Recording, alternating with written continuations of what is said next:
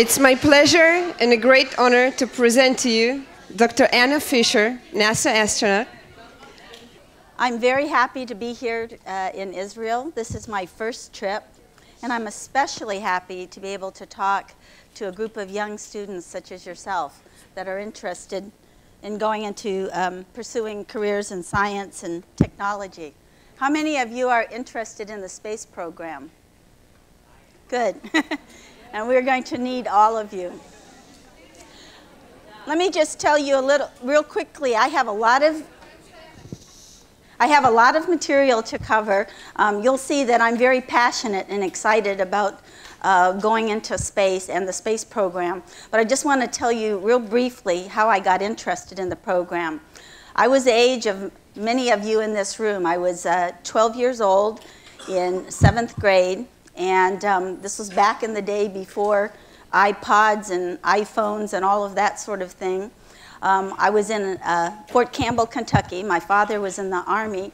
And we were listening with our teacher at about 7:30 in the morning to Alan Shepard's launch in 1961.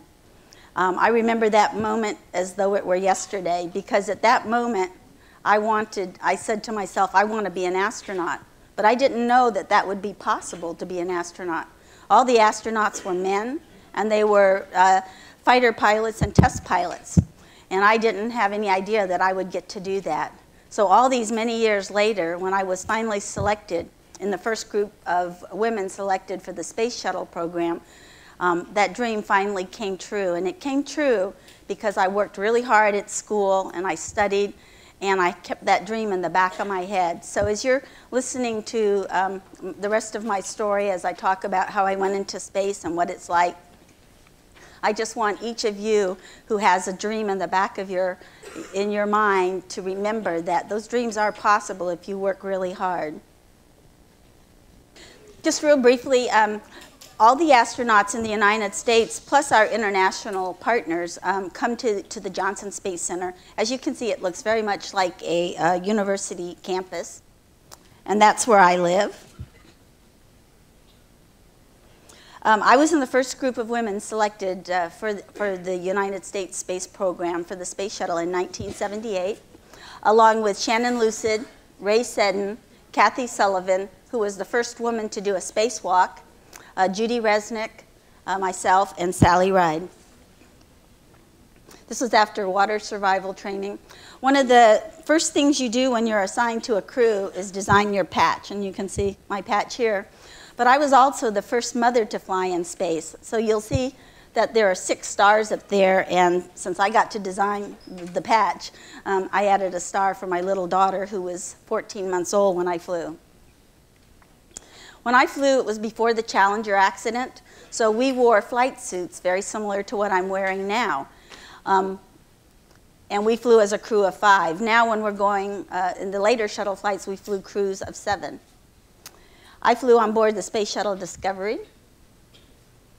And on the morning of launch, you try not to eat a great deal because no matter how hard you try, to not have to go to the bathroom, when you lay on the launch pad and you're on your back with your legs in the air, you're going to have to go to the bathroom after about 3 hours. And we wear diapers underneath our suits, and you definitely need to have those. Not very fun. Try imagining going to the bathroom on your back. It takes a little bit of training. Inside the shuttle, this is what it looked like before launch. I was mission specialist too. There's the commander and the pilot, and I was the flight engineer that sat in between them. I'm just going to go through these slides kind of quickly because I want to make sure I have enough time for questions and answers, and I have a video to show you. A space shuttle has 7 million pounds of thrust at liftoff.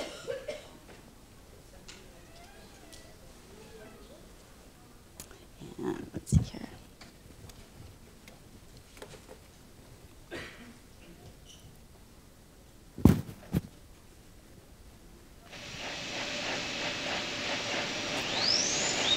My launch was on November 8th of 1984. The main engines ignite about 10 seconds before launch. And you can feel those engines moving around from way up in the cockpit.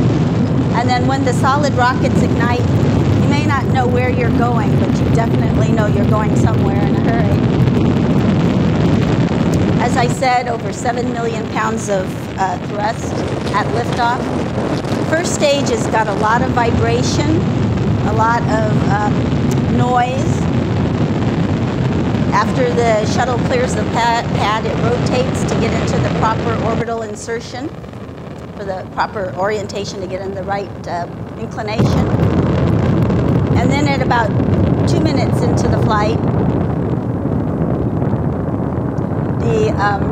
the solid rocket motors are jettisoned and recovered. And then the 3 main engines continue to burn for another 6.5 minutes.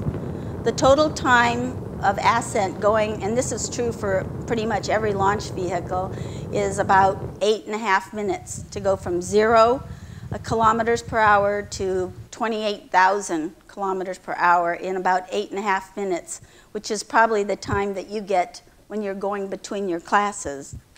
I'm just going to show you a very little bit about the shuttle because I want to spend most of my time showing you things about the space station. But being in space, whether it's on the Soyuz, on the space shuttle, or some other vehicle, there's a lot of things that are similar that you have to think about. The shuttle looks very much, the upper flight deck looks very much like a conventional cockpit. One thing that you see are all of our checklists that we have, and now on board the space station, we have the same thing, only a lot of the checklists are electronic as opposed to being in book form. This is the aft portion of the space shuttle, where you can see that on the left side there is where the commander could fly the shuttle to dock with the International Space Station, and on the right side was where I operated the robotic arm. And then there was a mid-deck area, which is the habitable volume of the shuttle. You can see that I'm holding on to the handle of our treadmill. We each had our own lockers, and this is, again, true pretty much. Everybody has their own little bit of equipment, and how you stow that and where you keep it on orbit is very important. But by the 4th day, I felt like I was back in my old dorm room at UCLA with all of our little pictures and things up. You can see in there that I'm wearing the necklace that I have on here that I flew in space with. I'll talk about food in a second when I show you the video. A little bit about sleeping in space. Sleeping is very unusual. The first time you get up on orbit, it's a very strange feeling because you feel like you need to put your head somewhere, but you really don't. In space, if you want to go to sleep, you can just close your eyes and go to sleep. You're not going to fall. You're not going to hurt yourself. But most of us want a little bit more security, and I certainly did. So what I did was tuck myself in between 2 sleeping bags to give me a little bit more of a cozy feel. But on board Space Station, as you'll see, they have sleep compartments. And again, it's just very easy. You can sleep anywhere. And here you see that this was on the 8th day of our shuttle flight, and you can see that I'm tethered to the hand. There's a little string holding me to the handle of our treadmill, and I was just taking a nap. I really was asleep here. I didn't know that my crewmate, Joe Allen, was taking this picture. Everybody wants to know how you go to the bathroom in space. And again, this is true on board Space Station, on board our new vehicles that we're designing. On board the shuttle, we had the waste management system. This is the pilot on board my flight, Dave Walker, and hopefully he's simulating here.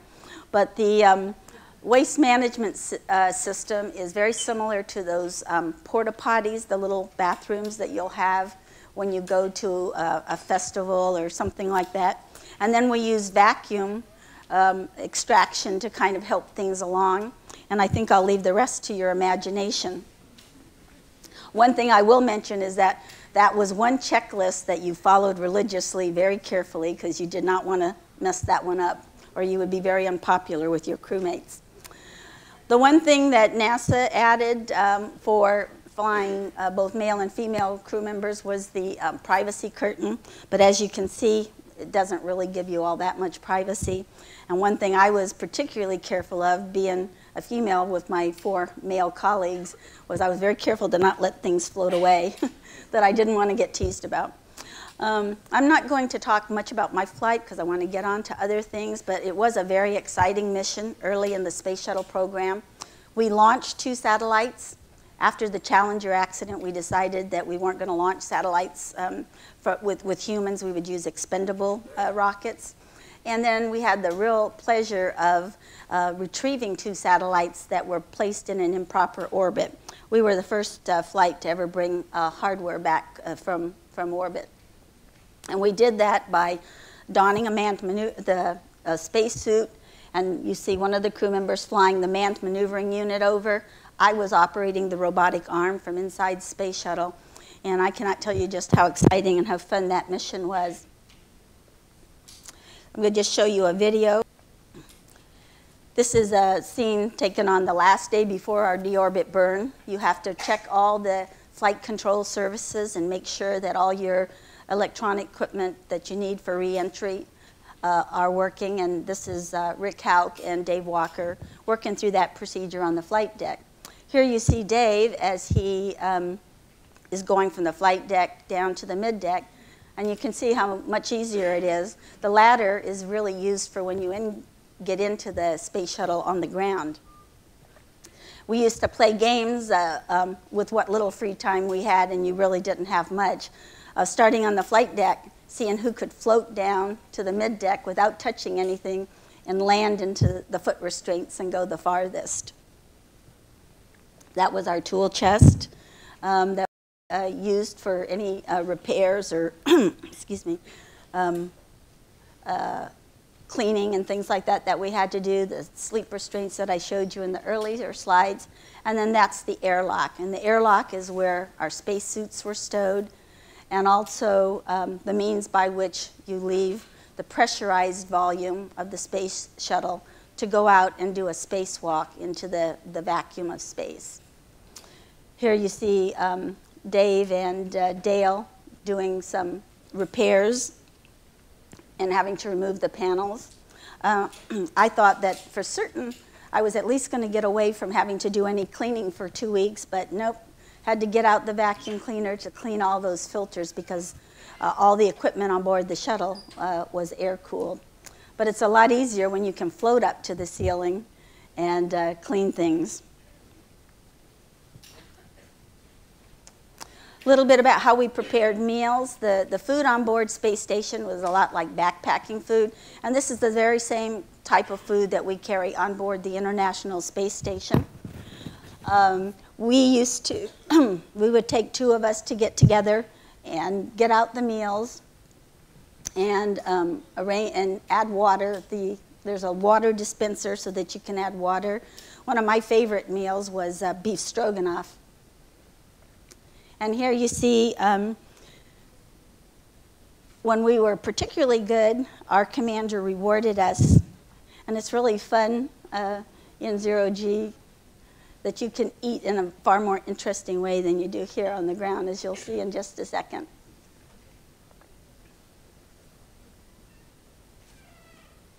But you have to be real careful because you don't know what else you're going to be eating. I wasn't thinking about that at the time. So, and here you see Dave Walker studying fluid dynamics, and as I was Capcomming for a space station, it was really interesting to watch a lot of the experiments now where we actually study fluid dynamics and study how flames propagate in weightlessness in 0G. So now I just want to talk a little bit about what the view from space is like. Everybody wants to know what it's like. One of the neat areas that every astronaut, cosmonaut, taikonaut learn a lot about is photography. And we always want to bring back pictures. Every photographer wants to capture the perfect sunrise and sunset. And what's really neat when you're on orbit is that you see a sunrise or a sunset every 45 minutes. And no matter how many you see, you never get tired. It's so spectacular. This is the Aurora Borealis. This is looking into the Mediterranean. I think you might recognize what this is. This is Egypt, taken by my office mate, Randy Bresnik, with the Sea of Galilee, the Dead Sea, and the Red Sea. Just another view of Israel. and just a slightly different view also. One of my favorite memories from space was every night we would take about an hour before we went to bed and just look out the window. And one night, and we launched on a night when there was a full moon, and I was looking out the window and I saw these what looked like clouds, and then I looked at our world map and I realized I was over the snow-capped Himalayas with a full moon, listening to my then Walkman, because we didn't have iPods and neat things that you all have. Probably listening to Major Tom or something like that. The views at night are just absolutely spectacular. This is Greece. What cities at night look like. This is Tokyo and Tokyo Harbor. And in Africa, I bet you can all see what that is. It's the Nile River Delta. And the thing that was also very amazing over Africa was watching lightning propagate across the hundreds of miles. You would see lightning start in one area, and it was very spectacular. This is Florida, looking up the east coast of the United States. This is Los Angeles, and I include this slide, one, because that's where I was from, that's where I went to high school, and where I went to University of California at Los Angeles. But what I always find so amazing when I look at that is there's just millions of people that live there, and yet when you look at it from space, it's really hard to tell that there are people there. This then is the West Coast. It's Kennedy Space Center. You can see the two launch pads, 39A and B, the vertical assembly building, and the landing runway. And that's the type of detail you can see with your naked eye from space. And also, when you go from the West Coast to the East Coast of the United States, which normally is a 5-hour flight, takes about 8 minutes. And we were an 8-day flight. The morning of the 9th day, we did our deorbit burn. And once you slow down your orbital velocity, you are definitely coming home on the shuttle or whatever vehicle you're on, and you're going to land somewhere. We landed at the Kennedy Space Center. I include this slide to remind myself to talk about what it felt like when I came back. I felt like an 800-pound gorilla. I had some switches that I had to throw on the overhead panels that took me maybe 30 seconds at most on the ground. It probably took me a couple minutes once we landed. And then one of the neatest feelings was getting back home. As I said, my daughter we landed at about 7:30 in the morning, and about 2 o'clock in the afternoon, we were back at Ellington in Houston. And I can't tell you how disconcerting, what a feeling it is to be in space, to suddenly come home and land, and then be back at your home approximately 6 hours later. And these are my daughters now. Everyone always asks, so I just included a slide of them. I'm just going to go through this. Let me check my time here. Training, one of the most fun parts of being an astronaut is that you never stop learning. And we spend hundreds of hours in our simulators, whether it's the shuttle. We also, for those of you who are interested in space and don't want to be astronauts, there's flight controllers, and they have to train just as well as the astronauts. And we have to, as Rona mentioned, teamwork is extremely important. It's one of the things NASA really emphasizes. And we train individually, and then we train to work together as a team, with the flight director being the person most responsible, and then also the Capcom, who works directly with the flight director. We also have simulators where we practice our stowage. And here you see a full-scale mock-up of the International Space Station. We practice our emergency egress training, and then at the Space Center we have this very large pool. It's 40 feet deep, and this is where we do all of our training for spacewalks. Can we try to be quiet, please? Thank you. There's a space, once the crew members that are going to do the spacewalks get into their spacesuit, and they have lead weights that are placed. Pardon? Right. Do you want me to wait? Okay. Anyway, this is they're in a spacesuit, and then they put weights on them, and that's how you try to get neutrally buoyant. This is probably the most difficult training that we do. And they do this now for the space station as well. And in fact, For space station, everybody has to be qualified. For the space shuttle, someone small like me didn't have a spacesuit that would fit. But for space station, everybody has to have a suit and has to be capable to go out and do a spacewalk. And we also do our emergency egress training. Finally, the pilots in our group maintain their proficiency by flying T-38s. But for mission specialists like myself, I was a medical doctor. I had never been in a high-performance jet in my life, and suddenly I came to NASA, and the importance of that training is that you're not in a simulator. You're actually in a real vehicle where your decisions could have serious consequences. Now I'm going to switch gears and talk a bit about the International Space Station. I know that most of you are all preparing to fly experiments on board the space station. Just a little brief history. We launched the first elements of the space station in October of 1998. And then 2 years later, in October of 2000, we launched the first crew going to the International Space Station. Sergei Krikalev was the Soyuz pilot for that mission. Then the US laboratory, and as you can see it here, it was very nice and pristine. We then launched the robotic arm. The two big areas of training for mission specialists on board the International Space Station are spacewalks and learning how to use this big arm, which requires a lot of training. This is the forward portion of the International Space Station. That is the area where the shuttle docked and where other vehicles also dock, like the HTV and ATV, which are the cargo modules. Then there's the European space module and the Japanese module on your right. And this is the back end of the space station with the service module with a Soyuz attached, docked to it. This is inside the service module. It's very important when you're on the space station where you're going to be there for 6 months that you exercise because of the loss of your muscle mass in weightlessness and your bone mass. Here you see Shannon Walker, who is working on our resistive exercise device. And here you see Doug Wheelock exercising on the treadmill. Each crew is scheduled to exercise 2 hours a day. And that is time that is never taken away because it is considered to be that important. Sleeping on board the International Station, there are 4 sleep stations in Node 2, and there are 2 sleep stations in the Russian module. The Russian module's sleep stations have windows, which is really neat. But each person has that plus their own laptop. They can be on the internet. They can use a phone to call their friends and family on Earth. And then just want to show you some. You see in the upper left-hand corner the cupola, which is the favorite place for astronauts and cosmonauts on board the space station, and you'll see why in a second.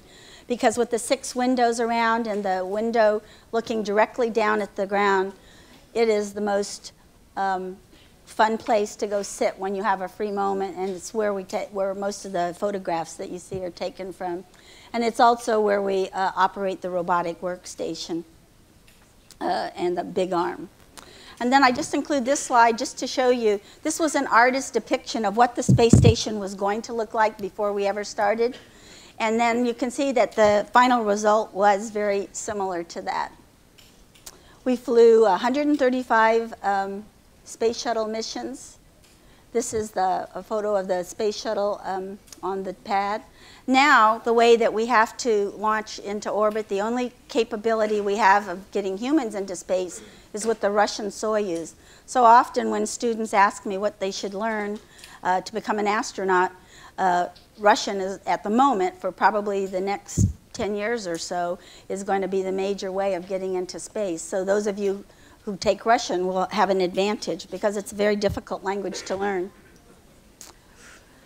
One of the things I really admire about working with our Russian colleagues is this is a launch about 2 years ago where they launched right in the middle of a blizzard.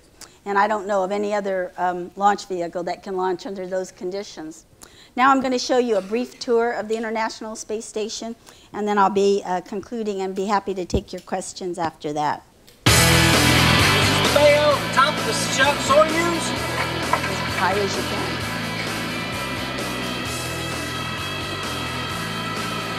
think you need to do it on here. Now we're into the service module. The very aft end of the Russian segment. See a lot of the gear, the computers, cameras on the walls. We'll continue forward now. Our next stop will be the first juncture in the Russian segment, where we'll look down first into the docking compartment, and you see a progress cargo transfer there at the bottom. If you look up now, you'll see the brand new Russian segment, the MRM-2, the science module. Got a little bit of gear packed in it for the transit uphill, and they're starting to put it into work now. We're going to turn around, Jeff's taking the lead, and we're in the FGB. A lot of cargo stored in the FGB. That was the first element that we launched back in 1998. A lot of stuff. There's food, storage, some scientific material, stuff behind the walls, of course stuff on the floor here. Little mirror here, place where you can clean up, take a bath. And now we're in the next juncture where we look down into the other Soyuz that is attached. At the very juncture between the FGB and Node 1. Jeff's backing up now into Node 1. Through some more storage area in this PMA1, this mating adapter. And now we open up into Node 1. You can see Ramon here. He's working on A-Red. And this is me. And we'll turn around the other way. You can see Randy, Bobby, and Mike working, doing some EMU refit. They're getting ready to go do a spacewalk. Continuing into the lab.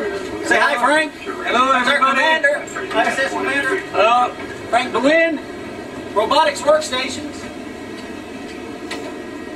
See, this basically a bicycle. Station potty. Okay, Swanee, I'm with you on page 2, right? And Coming on Randy's through. here now as well. Well, there's Bob first. Saying move. In the flesh.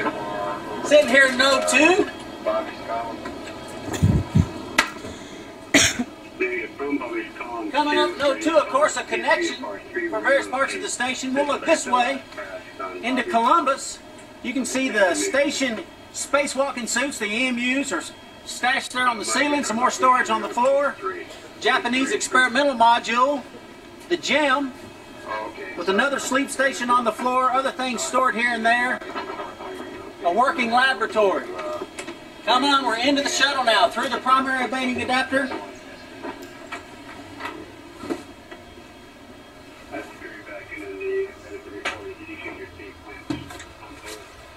Making the 90-degree turn.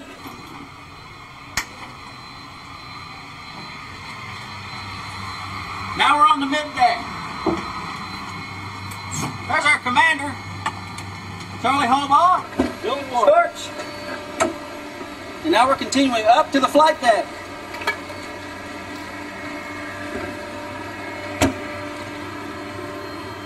See the flight deck? Commander seat, pilot seat. We got a couple of seats removed here in the back that we'll have for entry. And then we'll look out the overhead window at station. We certainly hope you've enjoyed your tour from Soyuz to shuttle. Thanks for all the great work everybody's doing on the ground supporting us. Thank you.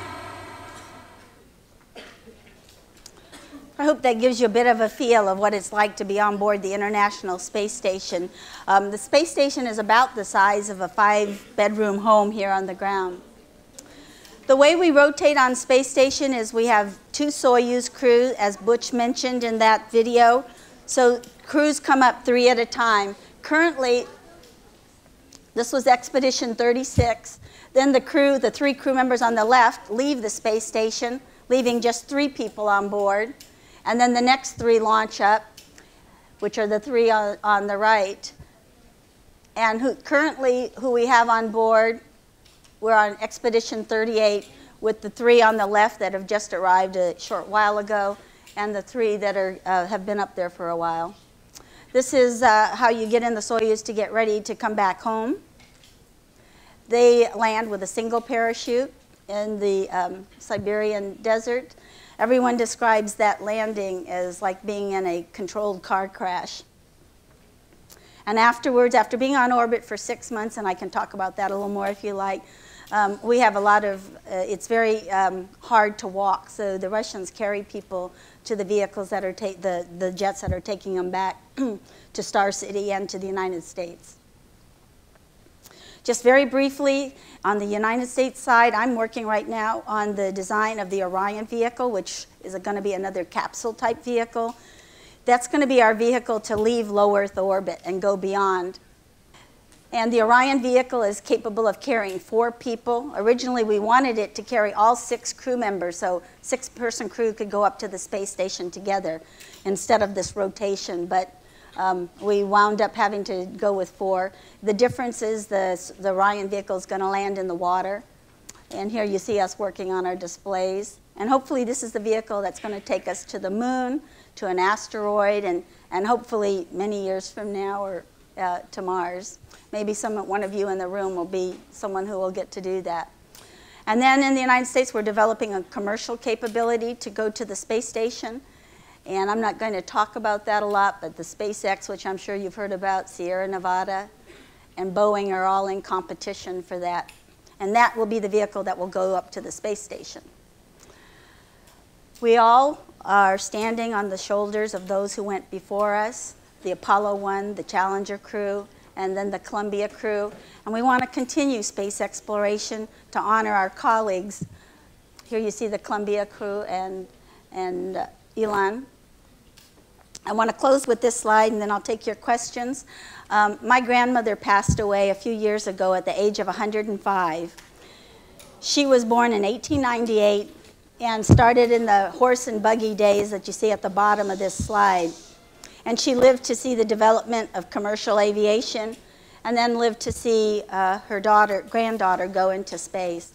And with the rate at which technology is changing, I can't imagine what you are going to see in your lifetime. For those of you who are fortunate to live to be 100 years old, technology is changing so rapidly that I can't even imagine what you're going to see.